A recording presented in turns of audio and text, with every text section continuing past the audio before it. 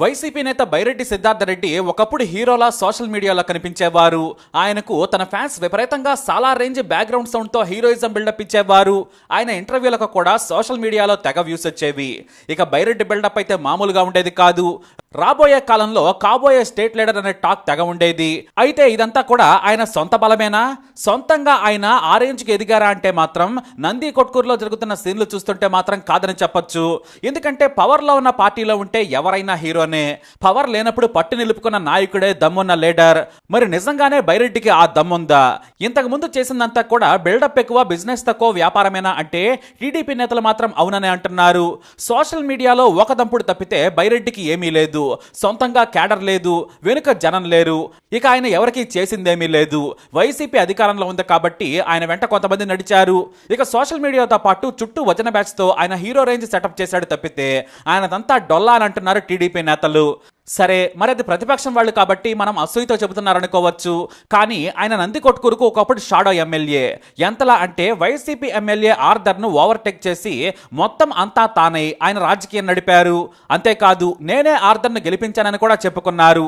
పాపం ఆర్దర్ ఏమీ చేయలేక ఇటు బైరెడ్డిని ఎదిరించలేక కామ్గా ఉండిపోయారు.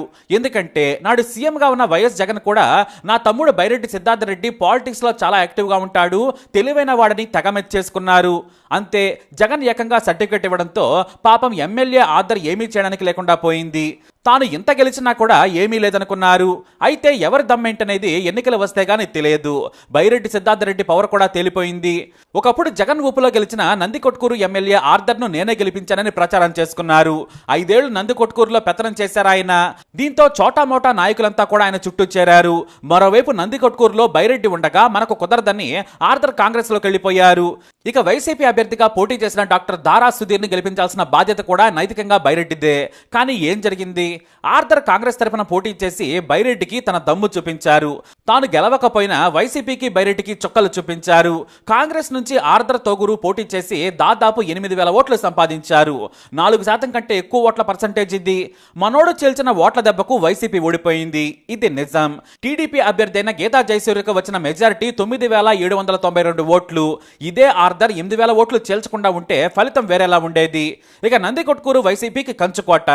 2014లో బైరెడ్డి పవర్ లేనప్పుడే వైసీపీ ఇక్కడ 21,000 మెజారిటీతో గెలిచింది. మరి ఏం జరిగింది? నంది కొట్కూరులో వైసీపీ ఓడిపోయింది. బైరెడ్డికి సోషల్ మీడియాలో కనిపించిన పవర్ రియాలిటీలో లేదని తేలిపోయింది. ఇంకా చెప్పాలంటే బలంగా ఉన్న వైసీపీని బైరెడ్డి బలహీనం చేశారు. ఎమ్మెల్యే ఆర్దర్కు గౌరవం ఇవ్వకుండా బిల్డప్ ఇచ్చి పార్టీ నాశనం చేశారనే విమర్శలు కూడా మొదలయ్యాయి. ఎంతైనా ఆర్దర్ ఎమ్మెల్యే, ఆయన పనిని ఆయన చేసుకొనిస్తే ఈ పరిస్థితి వచ్చేది కాదేమో. కనీసం నంది కొట్కూరులో మరోసారి వైసీపీ గెలిచేదనే కామెంట్స్ వినిపిస్తున్నాయి. అంటే బైరెడ్డి కారణంగానే నంది కొట్కూరులో టీడీపీ గెలిచింది. మరోవైపు కూటమి బంపర్ మెజారిటీతో అధికారంలోకి వచ్చింది. పవర్ ఉన్నప్పుడు నేతలంతా ఉంటారు. కానీ ఇప్పుడు బైరెడ్డి అనుచరులంతా కూడా టీడీపీ జెండా కప్పుకుంటున్నారు. అది కూడా బైరెడ్డి పెదనాన్న రాజశేఖర రెడ్డి పిలవగానే వెళ్లిపోతున్నారు. ఇప్పుడు ఏకంగా నంది కొట్కూరు మున్సిపాలిటీ టీడీపీ వశమైంది.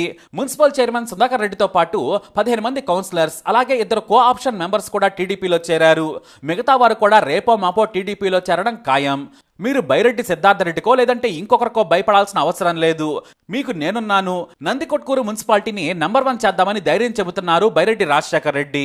ఇప్పుడు నంది కొట్కూరు పవర్ పాలిటిక్స్ మొత్తం బైరెడ్డి రాజశేఖర రెడ్డి చేతి కిందకు వెళ్లిపోయాయి. ఆయన కూతురు శబరి ఎంపీగా గెలవడం కూడా ప్లస్ అయింది. దీంతో పవర్లో ఉన్న టీడీపీ వైపే అంతా వెళుతున్నారు. ఇటు బైరెడ్డి సిద్ధార్థ రెడ్డి హైదరాబాద్కు మకాం మార్చారు. అతని అనుచరులంతా టీడీపీలోకి వెళుతున్నారు. మరి బైరెడ్డి పవర్ ఏమైందంటే మాత్రం చాలా కారణాలు వినిపిస్తున్నాయి. ఒకప్పుడు ఎమ్మెల్యే ఆర్దర్కు బైరెడ్డికి మధ్య వార్ జరిగింది. ఆధిపత్య పోరులో కార్యకర్తలు, 2వ శ్రేణి నాయకులు నష్టపోయారు. కొంతమంది అప్పుల పాలయ్యారు. అభివృద్ధి ఏమీ చేయలేదు. కేవలం రాజకీయ పోరు తప్ప ఏమీ నియోజకవర్గానికి ఒరగబెట్టలేదు. నియోజకవర్గానికి బైరెడ్డి చేసిన అభివృద్ధి ఏంటి? సోషల్ మీడియాలో హీరో రేంజ్ బిల్డప్ ఎలివేషన్లు తప్ప. మేమంతా ఆర్థికంగా నష్టపోయామని వైసీపీ నుంచి టీడీపీలో చేరిన వారంతా చెబుతున్నారు. అంటే ఇటు కార్యకర్తలకు కానీ నియోజకవర్గానికి కానీ బైరెడ్డి ఏమీ చేయలేదనే కామెంట్స్ వినిపిస్తున్నాయి. ఇక ఎలాగూ నియోజకవర్గంలో చేసేది ఏమీ లేదని కామ్గా ఉన్నారట. పైగా వారంతా తన పెదనాన్న దగ్గరకే కదా వెళ్లేదని లైట్ తీసుకున్నారనే కామెంట్స్ కూడా ఉన్నాయి.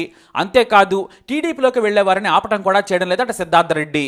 మరి ఆయన ఎందుకు అంత నిర్లిప్తంగా ఉన్నారు? లేదంటే తాను కూడా ఫ్యూచర్లో తన పెదనాన్న దగ్గరకు చేరుతారా? అందుకే తాను ముందే పంపిస్తున్నారనే కమెంట్స్ కూడా సోషల్ మీడియాలో గుప్పమంటున్నాయి. కానీ ఆయన అనుచరులు మాత్రం బయట వినిపించే రూమర్స్ ను కొట్టిపారేస్తున్నారు. బైరెడ్డి బలం తగ్గలేదు, పార్టీ అధికారంలో లేదు కాబట్టి కొంతమంది వెళ్లిపోవడం కామనే. గతంలో మా పార్టీలోకి వచ్చారు, ఇప్పుడు టీడీపీలోకి వెళ్లారని చెబుతున్నారట. ఇక ఈ గొడవ ఇలా జరుగుతుంటే శ్రీరెడ్డి విషయం కూడా టీడీపీ నేతలు బయటకు లాగుతున్నారు. గతంలో బైరెడ్డి గురించి శ్రీరెడ్డి మాట్లాడారు. ఇక ఆమె మాటలను బట్టి టీడీపీ వాళ్ళంతా కూడా శ్రీరెడ్డికి బైరెడ్డికి మధ్య ఏదో ఉందని, పెళ్లి చేసుకోబోతున్నారని కూడా ఓ వర్గం రచ్చరచ్చ చేసింది.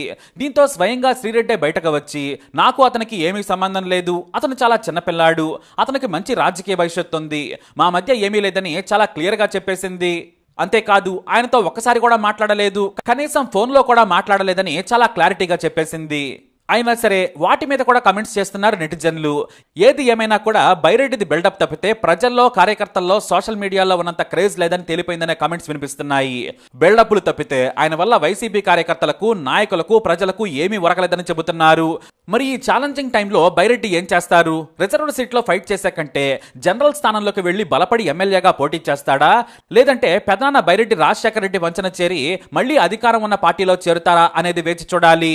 కానీ గతంలో మాత్రం తాను ఎప్పటికైనా సరే, అంటే చివరి వరకు కూడా జగన్తోనే ఉంటానని చాలాసార్లు ప్రామిస్ చేశారు. మరి ఆ మాటకే కట్టుబడి ఉంటారా? మనం వేచి చూద్దాం. మరి బైరెడ్డి సిద్ధార్థ రెడ్డి భవిష్యత్ ఏంటి?